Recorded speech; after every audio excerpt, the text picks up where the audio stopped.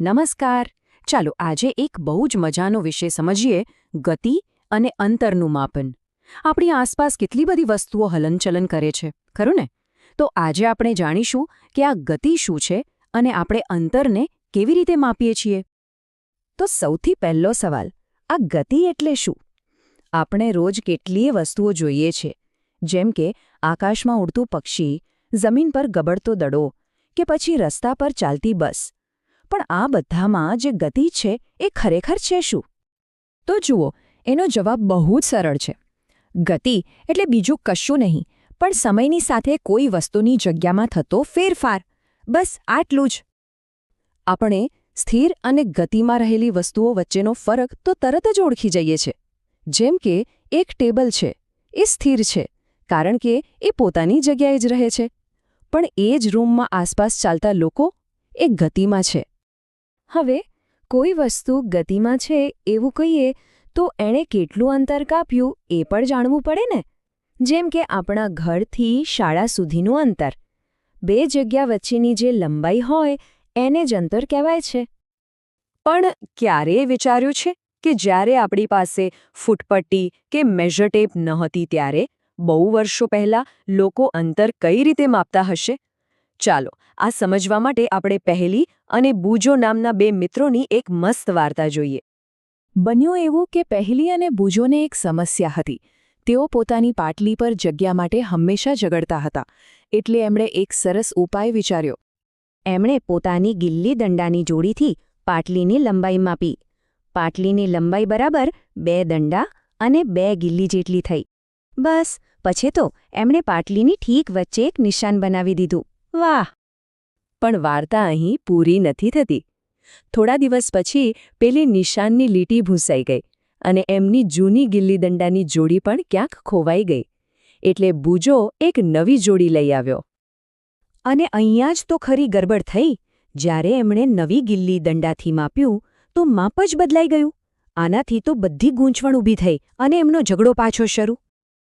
આ વાર્તા પરથી એક મોટી વાત સમજાય છે. પહેલાંના જમાનામાં લોકો હાથની વેંતથી, પગલાં ભરીને કે આંગળીની જાડાઈથી માપ લેતા હતા. પણ આ બધા માપ તો દરેક વ્યક્તિ માટે અલગ અલગ હોય છે, જેનાથી ચોક્કસ માપ મળતું નથી અને ગૂંચવણ થાય છે. આ જ બધી ગૂંચવણો દૂર કરવા માટે આખી દુનિયાને એવા માપનની જરૂર પડી કે જે દરેક જગ્યાએ અને દરેક વ્યક્તિ માટે એક સરખું જ હોય. અને આનો ઉકેલ આવ્યો પ્રમાણિત એકમ તરીકે.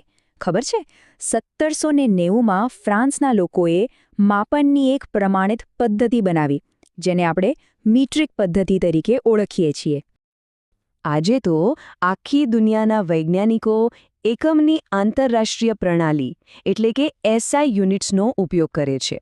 અને લંબાઈ માપવા માટેનો મુખ્ય એકમ છે મીટર. આ પદ્ધતિ ખરેખર બહુ જ વ્યવસ્થિત છે.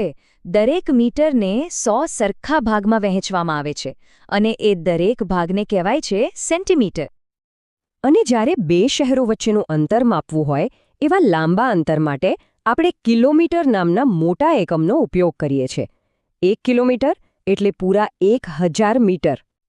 ચાલો, પ્રમાણિત એકમો વિશે તો આપણે જાણી લીધું, પણ ખાલી સાચા એકમો હોવાથી કામ નથી ચાલતું.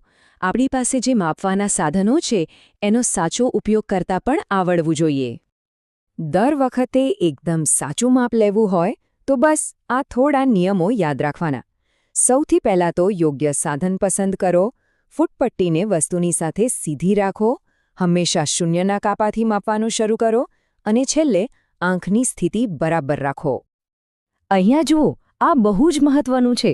જો આપણી આંખ માપ લેતી વખતે ત્રાંસી હશે તો વાંચન ખોટું આવી શકે છે.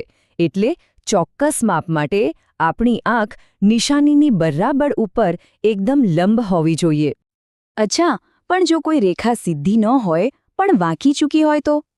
એના માટે તો સીધી ફૂટપટ્ટી કામ નહીં લાગે, પણ એનો ઉપાય છે. આપણે એ દોરીનો ઉપયોગ કરીને એ વક્રરેખા પર રાખી શકીએ છીએ અને પછી એ દોરીની લંબાઈ માપી શકીએ છીએ. વાહ! આપણે તો આજે ઘણું બધું શીખી ગયા. તો ચાલો, આપણે જે પણ મહત્વના મુદ્દાઓ શીખ્યા એને એકવાર ફટાફટ યાદ કરી લઈએ. તો યાદ રાખવા જેવી મુખ્ય વાતો કઈ કઈ છે? 1. ગતિ એટલે સમય સાથે સ્થાનમાં થતો ફેરફાર. બીજું, ચોક્કસ માપન માટે મીટર જેવા પ્રમાણિત એકમો ખૂબ જરૂરી છે. અને ત્રીજું, સાચું માપ લેવા માટે સાધનોનો યોગ્ય રીતે ઉપયોગ કરવો પણ એટલો જ જરૂરી છે. ખૂબ સરસ. હવે આપણે ગતિ અને અંતરના માપન વિશે બધું જ જાણીએ છીએ. હવે પછી જ્યારે પણ આપણી આસપાસ કોઈ વસ્તુને ગતિમાં જોઈએ ત્યારે તેના વિશે જરૂર વિચારવું જોઈએ.